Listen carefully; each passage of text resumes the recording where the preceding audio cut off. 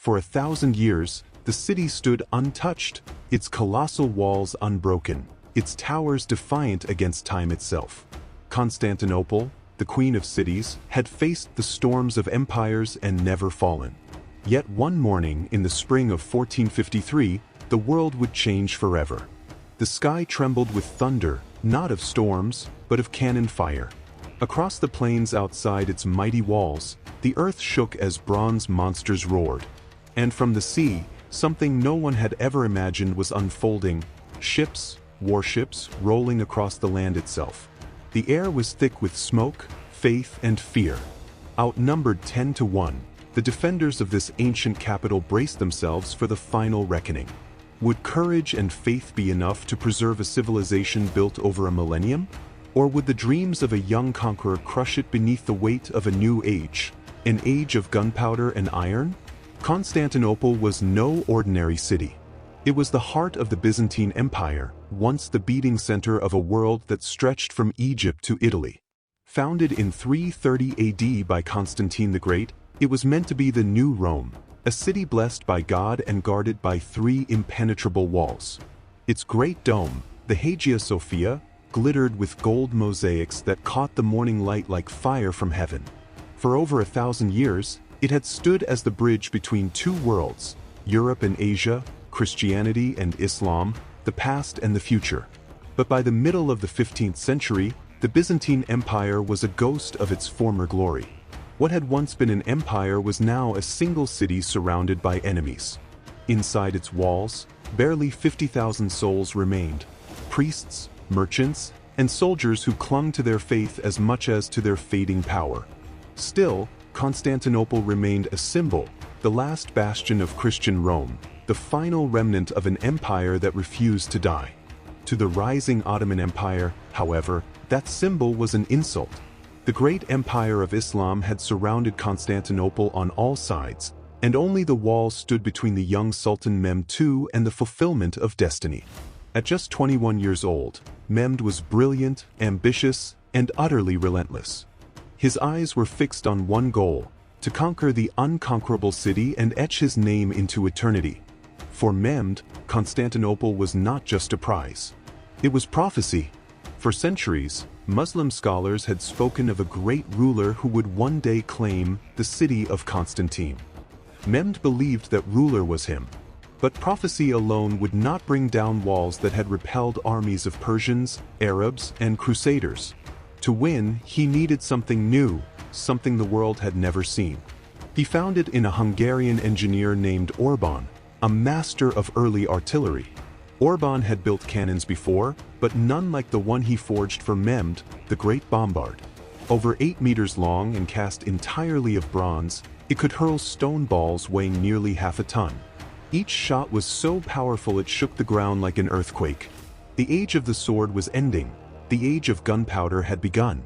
As spring approached, Mehmed gathered his vast army, nearly 100,000 men from every corner of his empire: Turkish cavalry, Balkan infantry, archers, and his most feared warriors of all, the Janissaries.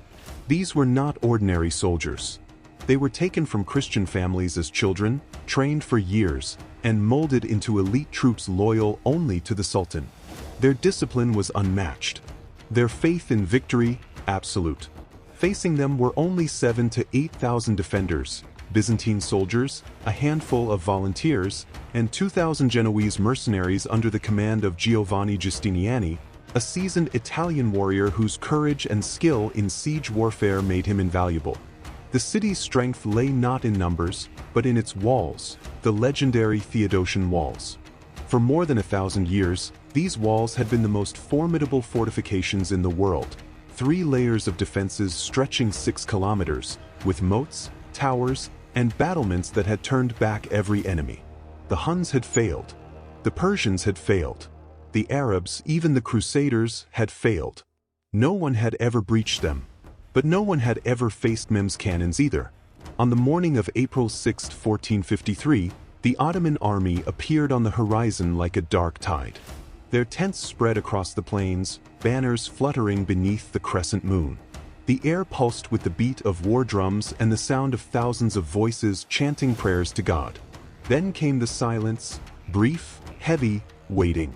When the first cannon fired, it was as if the earth itself cried out. The Great Bombard roared, and a half-ton stone ball soared through the air, smashing against the Theodosian walls with a thunderous crack. Dust and fragments filled the sky. For the first time in a millennium, the walls of Constantinople shook under a weapon made of fire. Inside the city, Emperor Constantine XI Palaiologos, the last emperor of Byzantium, stood upon the ramparts, watching the smoke rise. He knew the truth. The city was alone. No great army from Europe would come. The once mighty empire had been reduced to faith, stone, and courage. And as he looked upon his weary soldiers and the terrified faces of his people, he swore they would fight to the very end. The siege of Constantinople had begun. The dawn of April 6, 1453, marked the beginning of the end. Outside the ancient walls of Constantinople, the plains had become a living sea of men and steel. Tens of thousands of Ottoman soldiers stood ready.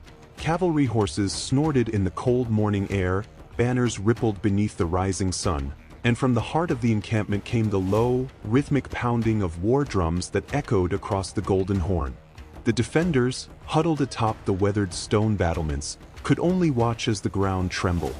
From their vantage point, they saw the massive bronze barrels of Mehmed's cannons being dragged into position by teams of oxen. Each one was a monstrosity. The largest required 60 beasts to move. Behind them, sappers and engineers worked feverishly, loading the great bombards with powder and shot. Then, in a single shattering moment, silence fell. The first cannon fired. The roar was like thunder cracking open the sky. The earth shook. A stone ball, so large it could crush a man flat, hurtled through the air and slammed into the Theodosian walls. Dust exploded upward, and a sound like the groaning of a wounded giant rolled through the city. For the defenders, that sound was a nightmare given form. For the Ottomans, it was the herald of victory. Day after day, the cannon fire continued. The great bronze monsters belched flame and smoke, pounding the walls relentlessly. By night, the Byzantines scrambled to fill the breaches with rubble, wood, and earth. Their hands bled from the labor, their eyes burned from the smoke. But still they worked, because to stop was to die.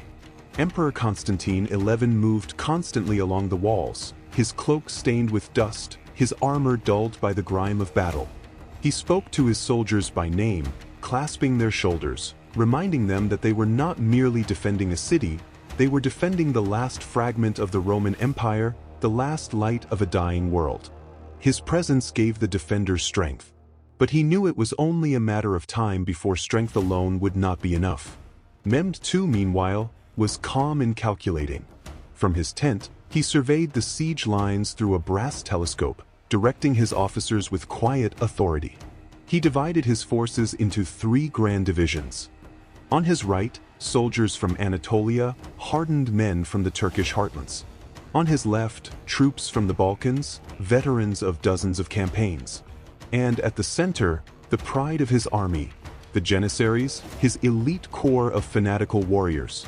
Each day, the Ottomans rotated their units to keep them fresh, while the defenders, outnumbered 10 to 1, grew more weary with every sunrise. Still, the walls held. The sea, however, was another matter. Mehmed's fleet of over 100 warships prowled the waters outside the Golden Horn. But there, the Byzantines had a surprise, the Great Iron Chain.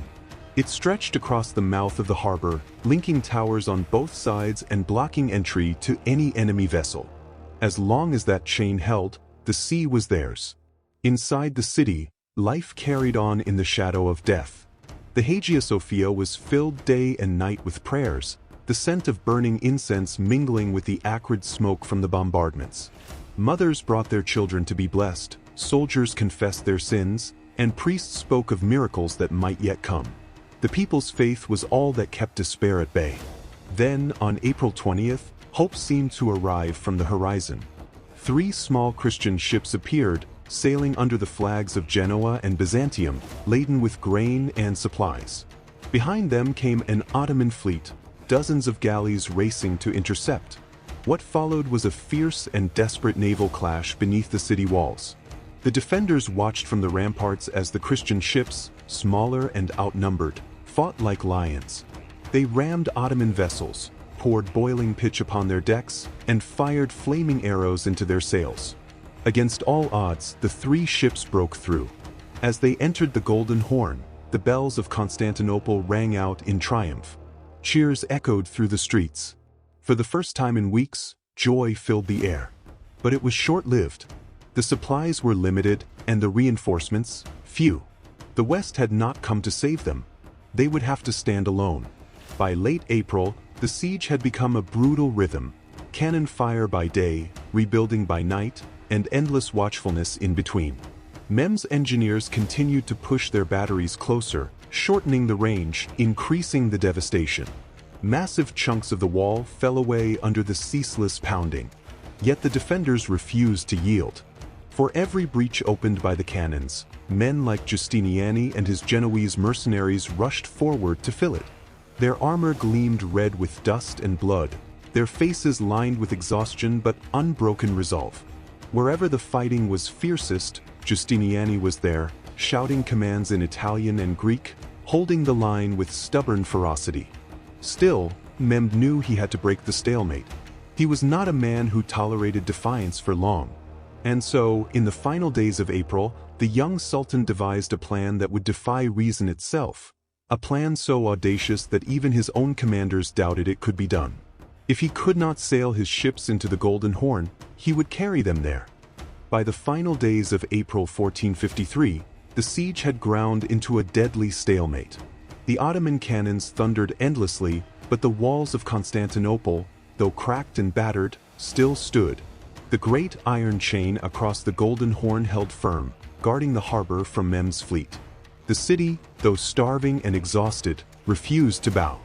And that is when Sultan Mehmed II conceived one of the boldest military maneuvers in history. If his ships could not pass the chain that barred the harbor, he would take them overland. Even his closest generals hesitated at the idea. The terrain north of the Golden Horn was steep, rough, and forested. To drag entire ships, some weighing several tons, over the hills of Galata seemed madness. But Mehmed was not a man to be confined by what others thought possible. He ordered his engineers to begin preparations immediately. Within days, a long wooden pathway was laid across the hills, stretching from the Ottoman docks on the Bosphorus to the inner side of the Golden Horn. The planks were greased with animal fat to make them slick. At dawn, teams of oxen and hundreds of soldiers began the impossible. One by one, galleys and warships were hauled out of the water, mounted on wheeled platforms, and dragged up the slopes. The operation was as spectacular as it was terrifying. Drums boomed in rhythm with the chanting of soldiers. The ground shook with the creak of ropes and the rumble of wooden rollers. By torchlight, the people of Constantinople watched from their walls in utter disbelief as the impossible unfolded before their eyes. Then, on the morning of April 22nd, the unthinkable happened. Dozens of Ottoman warships slid down the far slope and splashed into the waters of the Golden Horn, behind the Byzantine chain, inside the very harbor that had been considered impenetrable. The defenders stood frozen. The unbreakable barrier of the Golden Horn had been outflanked, not by force, but by ingenuity. Panic swept through the city. The harbor walls had always been Constantinople's weakest point, lower, thinner, and less fortified than the massive land walls. Now, with enemy ships inside the Golden Horn, the defenders had to split their forces. Emperor Constantine and Giustiniani rushed men and artillery to the waterfront, desperately repositioning what few cannons and catapults they had. From that moment, the siege became a nightmare. The Ottoman fleet inside the harbor joined the cannons on land, pounding the city from two sides. Arrows rained down from ships anchored within sight of the walls. The defenders fought back with whatever they could muster, firing from towers, launching Greek fire, and even hurling stones by hand.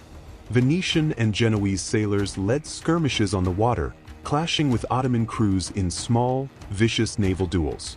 But the psychological blow had already been struck. For the first time in its thousand-year history, Constantinople was completely surrounded. No side was safe. No wall could be trusted. The people knew it, and even the emperor could see fear creeping into the hearts of his soldiers. Still, the Byzantines fought on. By day, they manned the walls. By night, they prayed in the Hagia Sophia, their chants echoing beneath the vast golden dome. Candles flickered across the marble floor as priests urged their flock to remain steadfast. Many believed a miracle would come, that God would not abandon his city. But outside, Mehmed's cannons continued to roar, drowning out even the sound of prayer. Day after day, the bombardment grew more savage. The Great Bombard and its smaller companions tore at the walls without mercy. Every shot loosened more stones, widened more cracks, and weakened the foundation of hope itself. The defenders patched what they could, but exhaustion was taking its toll. Food was running low. Men slept standing up, leaning on their spears. Then came May. With the arrival of the new month, the siege turned from grim to hellish. The nights were lit by fire and screams. Mehmed ordered fresh assaults to test the defenders' endurance. On May 7th and again on May 12th, waves of Ottoman soldiers hurled themselves at the walls. Ladders slammed against stone. Arrows darkened the sky. From above, the Byzantines poured boiling oil and rocks on the attackers, driving them back each time. The ground outside the city became a graveyard of shattered ladders and broken men. Yet Mehmed pressed on. Every failed assault taught him something, where the walls were weakest, where the defenders were thinnest, and how close his cannons were to breaking the ancient defenses once and for all. Inside the city, Emperor Constantine refused to yield. He walked the ramparts each day, speaking softly to his men, thanking them for their courage. He reminded them that they were fighting not just for their city, but for the memory of 1,000 years of Roman glory. To many, his calm presence was the last beacon of hope left in a collapsing world. And still, the cannons thundered. By mid-May, the Theodosian walls were little more than mangled stone and crumbling earth. Mehmed knew the time was drawing near. One more massive push, and the city would break. He ordered his engineers to bring the bombards even closer, so close that the next volley would tear open a breach wide enough for entire regiments to march through. Inside Constantinople, the defenders could feel it. The storm was gathering. Every sound from beyond the walls carried the rhythm of something final, something irreversible. The night before the end was eerily still. After weeks of thunder and fire, silence hung over Constantinople like a shroud. The air smelled of smoke and dust, mingled with the faint scent of burning oil. The walls that had once seemed eternal were scarred and crumbling, their towers cracked, their stones blackened by endless cannon fire. Everyone in the city, soldier, priest, and child alike, knew what that silence meant. The storm was coming. On May 28, 1453, the weary citizens of Constantinople gathered for what they knew would be their final night. In the great Hagia Sophia, the golden dome glowed dimly in the candlelight.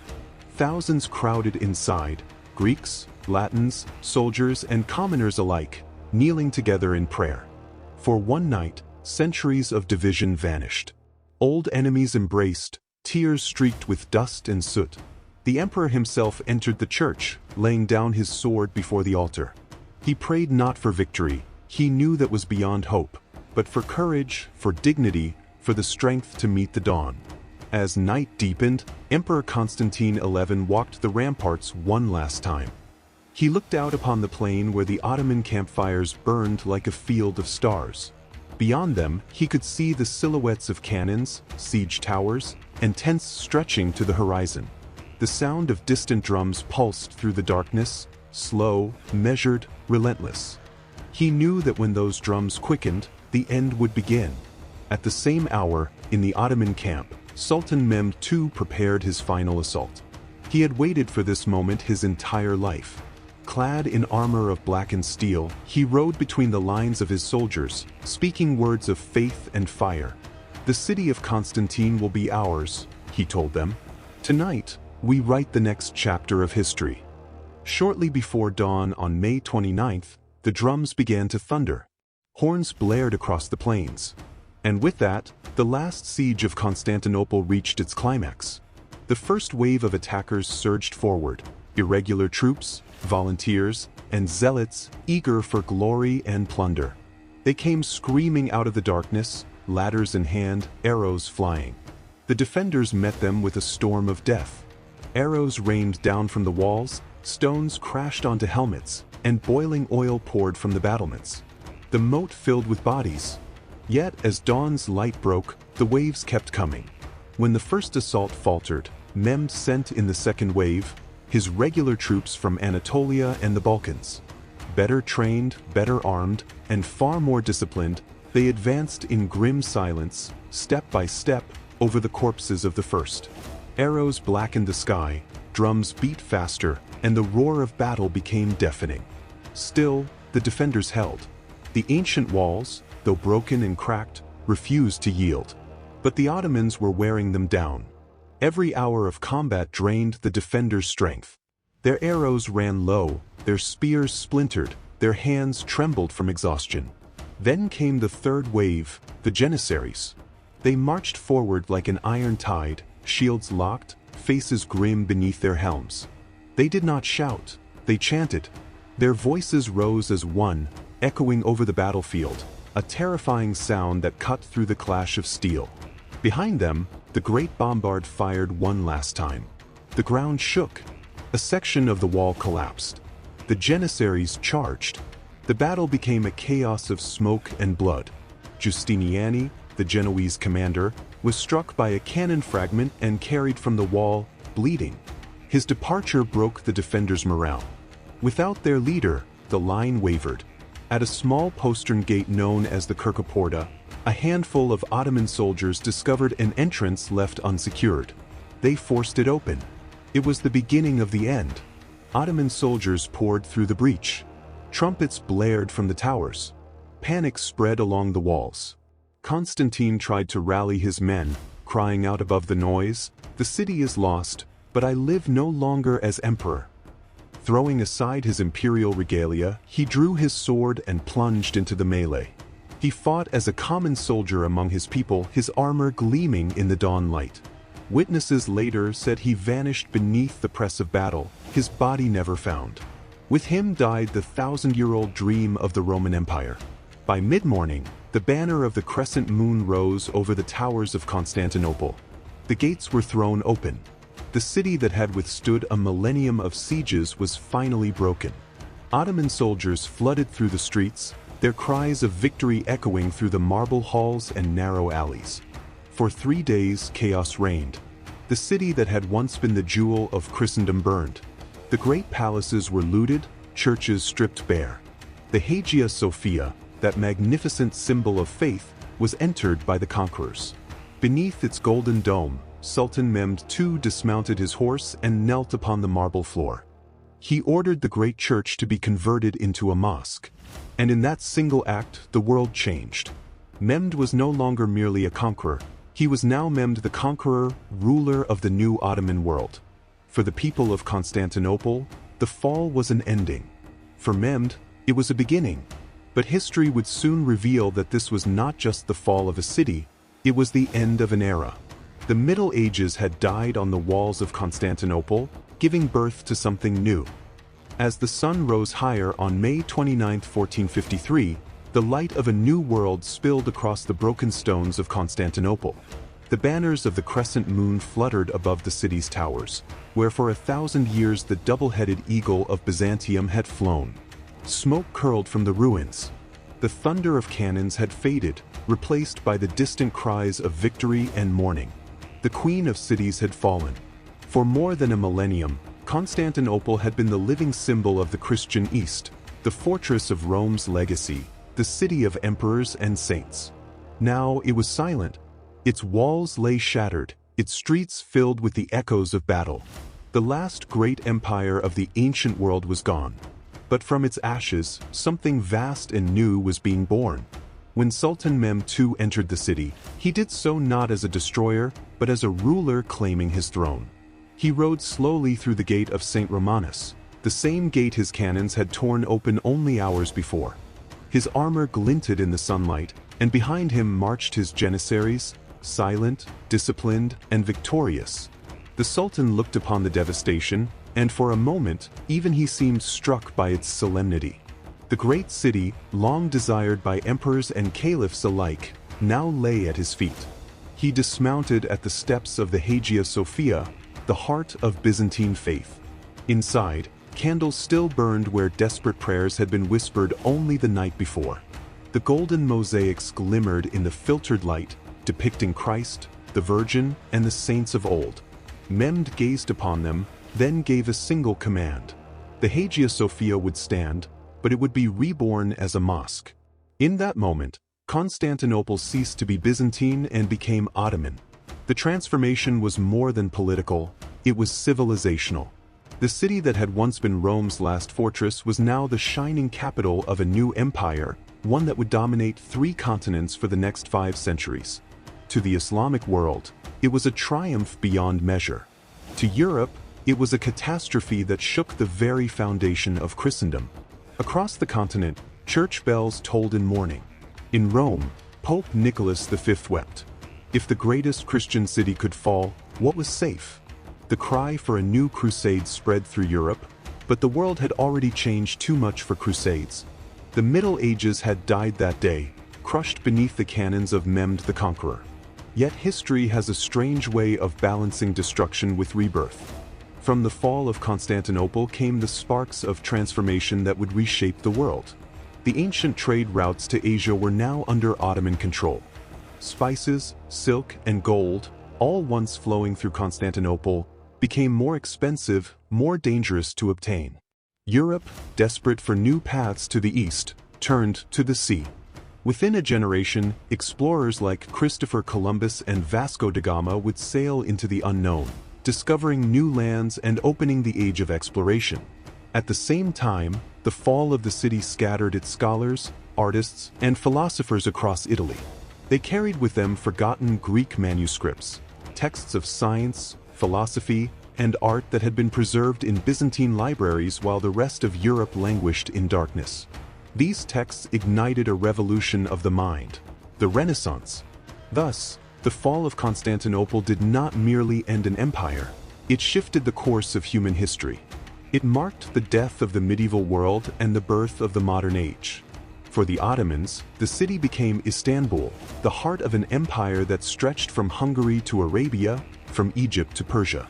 Mehmed II transformed it into a jewel of Islamic architecture and learning, a place where cultures intertwined, where East met West not in battle, but in exchange. Centuries later, historians would look back on that May morning and see more than tragedy. They would see a turning point, the moment when the age of castles and knights gave way to the age of empires and discovery, when faith met fire and the world forever changed. Constantinople's walls had finally fallen, but its legacy endured. It lived on in every new empire that rose, every voyage that set sail, and every artist who dreamed of rebirth from ruin. On May 29, 1453, the medieval world died, but from its ashes rose the world we know today.